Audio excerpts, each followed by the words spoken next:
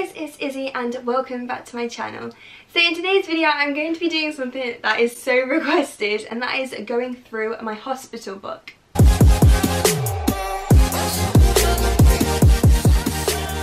Now, if you guys didn't know, when I was 7 I got meningitis, I almost died, and I was in hospital for almost 3 months. When you're in hospital for that long and when you're that ill, the doctors and the nurses do like to kind of document what's happened to you, partly for your own mental health when you come out, so you understand why you had to go through that, e.g. why I had to have my amputations, and also just because I was like half unconscious and like dead half the time, so I didn't know. So I wanted to make this video super chill. I was supposed to be doing no makeup, but these eyelashes are quite big, so yeah.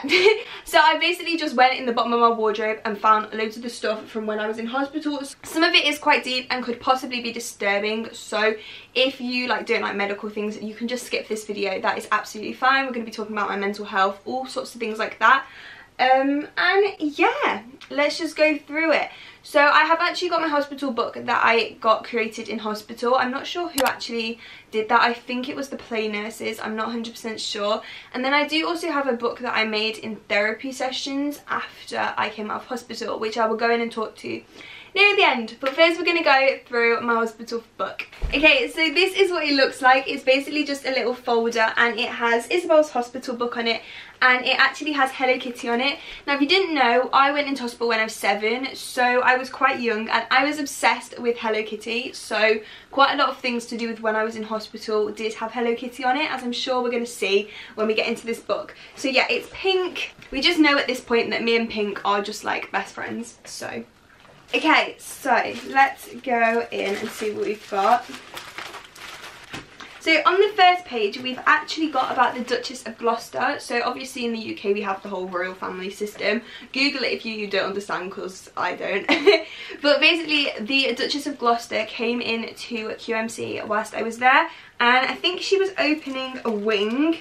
I was still so ill at this point, but I did actually meet her. She is one of the nicest people ever. I still stay in contact with her. Yeah, she's absolutely lovely. I have seen her quite a few times since, which you'll know if you do a quick Google search. But yeah, she came to open a ward. So on the first page here we actually have a picture of one of the play nurses, and then me and my mum and dad meeting her. So yeah, that's a really nice memory. I do remember that happening, but I was literally so ill at that point. And then yeah, I just have there's also some newspaper clippings in here as well that basically just explain that whole happening, as she did come to open the ward, and like something like that in the UK is quite a big deal, because like it's the royal family. But yeah, so I got to meet her and she's absolutely lovely. Obviously I was still really poorly at that point, but yeah, it was really nice to be able to meet her. Okay, so then we have certificates. Now I got so many certificates in hospital because I had to go through so much trauma. So whenever I had to have disgusting things or just general stuff, I used to get a certificate for it. So this first one was the 3rd of November 2010, and this is for being a fantastic and brave girl and for drinking my strawberry milkshake. After I had quite a lot of nutritional issues, obviously, after being in hospital. A lot of the pictures of me, and even when I got home, I was so skinny and small because I just hadn't had food for months. And even when I started eating again, I threw everything up. I was really sick. So yeah, I used to get rewarded for eating because I couldn't some of the time. We have another one from the nursery nurse, and that is for being 1 in a million. I mean, look, aren't they just the cutest? I know they completely understand in there that you are in a horrible situation, and they really do try and make the best of it.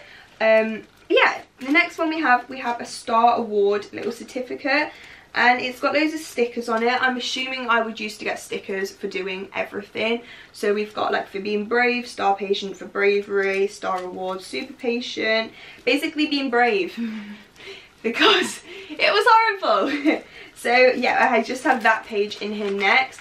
Okay, so then the next few pages are actually from when I first started learning how to write and stuff again. So you can't really see because of the glare, but there's basically me writing my name.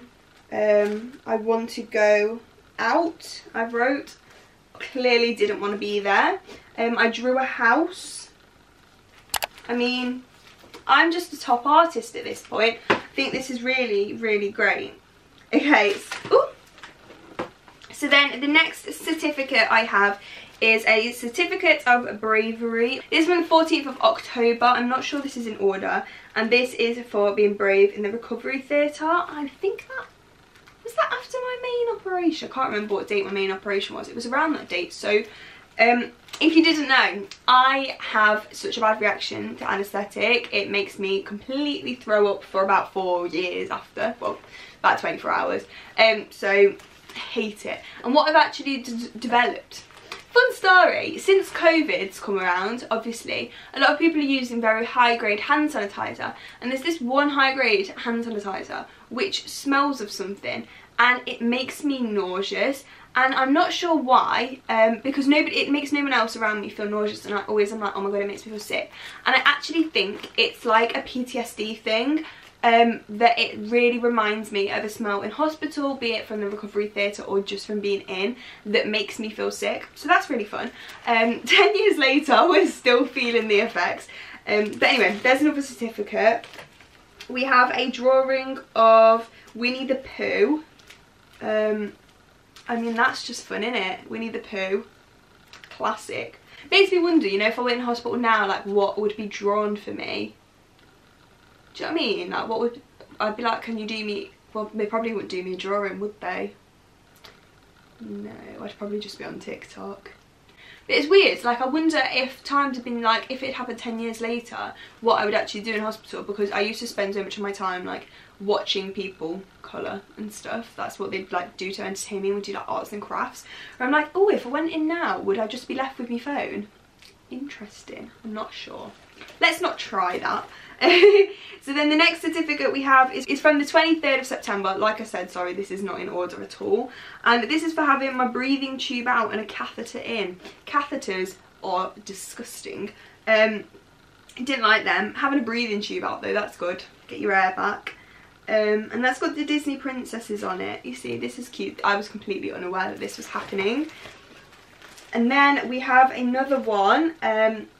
These are all from PICU, which is Paediatric Intensive Care Unit. It's basically intensive care for kids, that's like the word.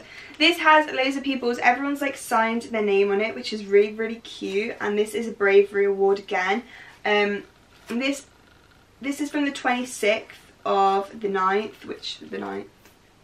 Yeah, this is from the 26th of September in 2010 again, which is like 12 days after I went in. So I was still in ICU. I wonder if this is when I was leaving, maybe. And again, this one has Hello Kitty all over it, because like I said, I was obsessed with Hello Kitty. Then they actually used to have these like clown doctors come in. They were so scary and weird. But I actually have a picture of one of the clown nurses, and I have an ultrasound here. I was just looking at this thinking, who's pregnant? Apparently I was. No, I'm joking. This is an ultrasound of something. Is it my kidneys? It might be my kidneys. I had organ failure. Like, I think I had total organ failure, which basically meant my kidneys stopped working. So I used to have ultrasounds all the time for my kidneys. And I had to do dialysis and stuff for a bit. So I think that ultrasound picture is probably my kidneys. Then here we have a butterfly. I obviously drew. I really want to get a butterfly tattoo. I saw something the other day that was like, butterflies can't see their own colours, so they don't know how pretty they are. And I was just like, I want a butterfly tattoo. So meet me when I'm 18 and I get a butterfly tattoo. And then we have another picture of something. Not actually sure what that is. They basically give me a map of QMC so that I could see where everything was. It is an enormous hospital, and still to this day don't know how you get around it. But yeah, that's just a map of QMC, all of the different sections, all of the different wards, and yeah. So the next bit I'm not going to be showing you for like privacy reasons, but basically all the doctors and the nurses that were with me actually took photos of themselves so that I could see who they were after and like remember them, and just know who was looking after me. So I have a big section of all of their pictures, and then there is just a note which I will read to you, and it basically just says, Isabel is my most favourite 7-year-old ever. and then it just says lots of cuddles from Dr. Fab. Okay, so the next bit I'm going to be showing you, I'm going to put the proper picture on my Instagram at some point, but I'm basically going to be showing you pictures from when I was in my coma. So if you don't like things that are distressing, just skip a minute or so. Basically, the doctors thought it was a good idea to take pictures of me when I was in my coma, and the kind of arrangement was that if I did die, they would delete all the photos, and that's like what it would be. But if I did survive, they wanted to keep the photos to show me so that I could recognise how ill I was. But I do think it's important to share how ill I was throughout this time. So yeah, if you don't want to see, just skip a bit, but I'm going to be showing you some. I think some a professional photographer took and some my parents took. Like I said, I'll put them properly on my Instagram because I don't want these photos like going everywhere on the internet. But these are some of them. So yeah, I'm massive. I have my teddy bears by my head. I've got Bruno, and then some ones that other people bought me. And then that one's just the same. And then these are the stage ones that the doctors did. So there's like a nurse. And then we have actually got a close-up of my chubby face. So like I said, I was so massive at this point due to like all the fluid, basically just being ill.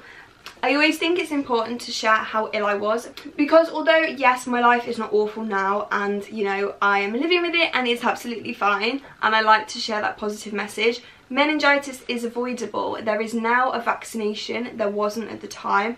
There is now a vaccination you can have to prevent against meningitis, and obviously if you recognise the symptoms and stuff, you can get into hospital and you can save your life. But I was very close to not making it. Then we just have a few more certificates, and then finally I have a little goodbye note from one of the play nurses. Okay, so the final thing I've got to show you is the Story of Isabel. This is a book I made in therapy sessions after I got out of hospital. I'm trying to think when I went. Maybe like a year after I got back from hospital. I've never had like a big issue mentally with my disability and like the more like the why me. I've never really had that. However, I did find I was quite like angry at the world. So I went to a few therapy sessions just to kind of get to grips more of what happened to me and things like that. And we made this little book which basically just kind of explains the story of what happened to me. Yeah, I mean, I'll flick through. So it's got some pictures and stuff, things I like. It's got Hello Kitty. We've got some little picture. I'll hide the one of my mum and dad because they'll hate if that gets on the internet. But there's a little baby picture of me for anyone that wants a baby picture of me. And then it then basically goes on to explain the story of what happened to me and being in hospital, what meningitis is.